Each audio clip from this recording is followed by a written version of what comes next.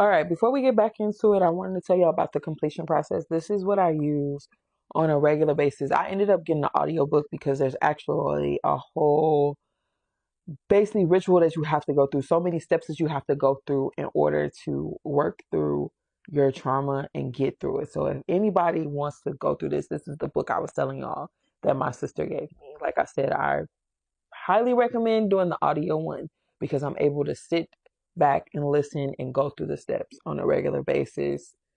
I'm still getting the hang of it, but it's worth it. It is worth it. This has been such a great help. The completion process, okay?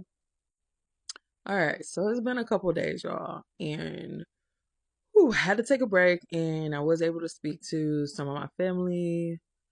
Most of them encouraged me to continue telling my story and what was going on because honestly, putting it out in this format is to help the next person who may not be bold enough to just come on here and say, this is what I went through, who may not understand that you're not okay. Because for the longest time, I felt like I was okay. My sister actually had to bring to my attention that I'm constantly talking about these things that have happened to me, wanting my children to have an understanding. And she's tells me straight up, they will never understand what you went through because you never put your children through the things that you went through. So I don't want to continue doing that. So I've learned that me putting things out here and me saying these things takes them off of myself, and I'm able to be more stable, emotionally stable at home. Because when I tell y'all, my children's ages triggered me. My twins are at the age where I was taken out of my paternal grandmother's home and put back into the home with my bullies. And my son is at the age where my biggest bully, my father, started beating me with this board. And another main reason, and it has been told to me, so this is hearsay, but it's very, very believable that I should be forgiven for advocating for myself to get out of that home. Because what I did was I went to my counselor when I finally was taken out.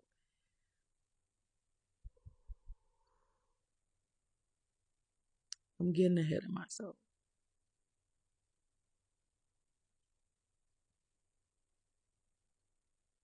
I'll go back in the next video and explain in chronological order. But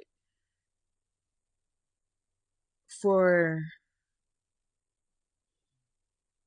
I'm tired of my experience being minimized. And for me too, I would minimize my experience because I will always say somebody else is going through worse. But that doesn't mean I should have been going through any of this. Okay? The reality of the situation is this man broke over the course of 4 years, broke three of these boards on me by practicing his golf swing. If you Google how fast a golf swing is, just from a female person, a female swinging it, that's about 60 some miles per hour that you're swinging a board, and you broke three of those on my behind over the course of 4 years. The last one you used, you wrapped in duct tape so they wouldn't break. That's how hard I was being hit over and over again. It wasn't an isolated incident where, oh my God, you just was irate. No, this was your form of disciplining. And for my sister to say I should be forgiven by now,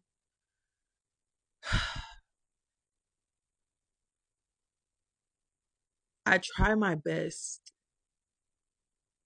especially once I found out about my sisters, to not taint them because I figured number one, you're not going to get the same person I got. You're a grown woman. He can't sit up there and beat the crap out of you.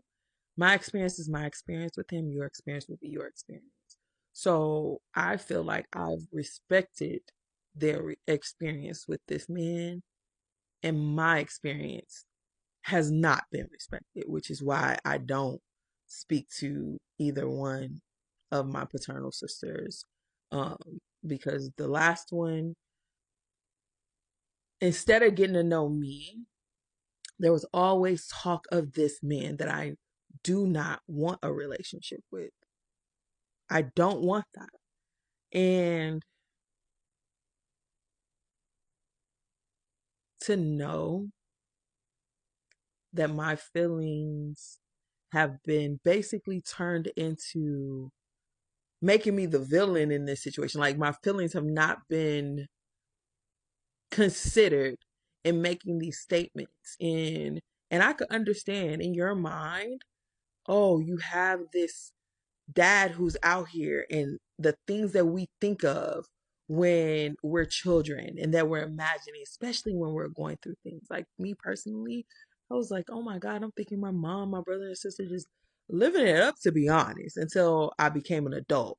And I knew things weren't great, but when I became an adult is when I really knew like things weren't easy. So for my sisters, I can only imagine how they felt knowing that they had a father who had a wife and a big sister. I don't know when my sisters found out about me, but I know they knew about me before I knew about them. So I try my best to respect people's experiences because, number one, that's just the right thing to do, I feel. And mine weren't respected. So why now? Because I'm tired of suppressing it. My children shouldn't have to deal with a mom who has emotional breakdowns. Like there was a time where for a couple months I would just break down and cry. And this is a woman, damn near 40 years old, as a woman, where I'm breaking down when I only cried twice as a child when I was being beaten by this grown man. So that right there is enough to say, okay, I can't continue holding this in. Obviously, I'm not suppressing it. It has to come out. It has to be said. And once I got around other family members who let me know, you're not alone in this. You are not the only person who went through these things. And if there's someone out there that can watch this and see, you are not alone. You are not the only person, and your feelings are validated. You should not have been abused the way that you were abused. For our parents not to have the capacity to say, you know what, I'm going to do something different. They feel like it was a little better, I guess. I don't know, for some people. But for me, I'm going to the extreme when it comes to my kids. Like I can count both my hands how many times my son has had any type of physical altercation with me. I can count on one hand my daughters. They have never been whooped by me. They, of course, they got popped. Hey, let me get your attention real quick. But to this extent of what happened to me, absolutely not. So I much rather be happy at home and be the mother that I know I can be, the happy mom that I know I can be with my children. And if it takes me putting it out here and saying what I need to say to you all for me to be able to be okay, so be it. Because my babies don't deserve to have a broken mom at all.